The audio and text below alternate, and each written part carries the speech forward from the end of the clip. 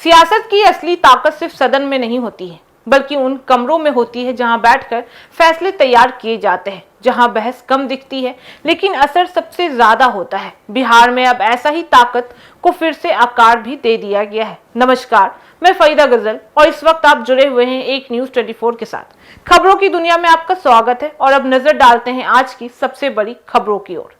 देखिए, बिहार विधानसभा की 19 समितियों का गठन कर दिया गया है। जी हां, विधानसभा अध्यक्ष प्रेम कुमार की मंजूरी के बाद से अध्यक्षों की सदस्यता को पूरी सूची भी जारी कर दी गई है। इस गठन में कई बड़े और अनुभवी नेताओं को अहम जिम्मेदारियां भी दे दी गई हैं, जिनमें मोकामा के विधायक आनंद सिंह और धूमल सिंह जैसे नाम भी शामिल है।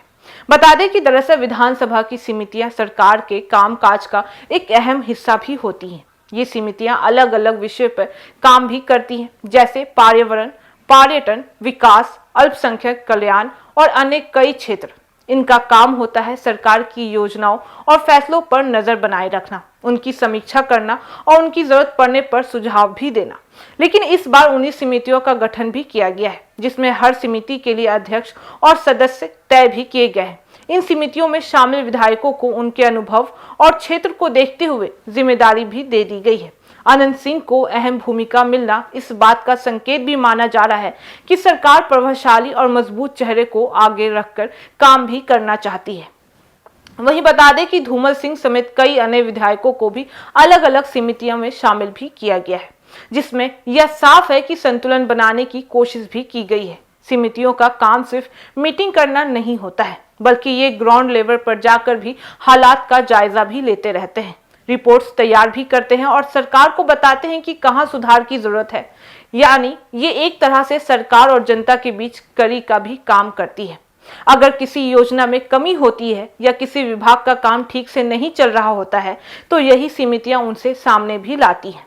इसलिए इनका गठन बहुत ही महत्वपूर्ण भी माना जाता है। इस पूरे गठन को देखने से यह साफ नजर आता है कि सरकार आने वाले समय में अपने कामकाज को और भी व्यवस्थित और कंट्रोल में रखना भी चाहती है, ताकि योजनाओं का असर जमीन पर भी अच्छे से दिखाई दे सके। राजनीतिक नजरिए से यह गठन बहुत ही अहम भी होता है, क्योंकि इससे यह तय होता है कि किस नेता को कितनी अहमियत भी दी जा रही है, किसे अध्यक्ष बनाया गया है और किसे सदस्य। यह सब सत्ता के अंदर के संतुलन को भी साफ दिखाता है। साथ ही यह भी दिखाता है कि किन नेताओं को आगे बढ़ाया जा रहा है और किन्हें सीमित भूमिका भी दी जा रही है। आम लोगों के लिए भी ये समितियां बहुत जरूरी होती हैं, क्योंकि इन्हीं के जरिए उनकी समस्याएं सरकार तक पहुंच भी पाती है। अगर ये सही तरीके से काम करे तो लोगों को योजनाओं का फायदा जल्दी और बेहतर तरीके से भी मिल सकता है।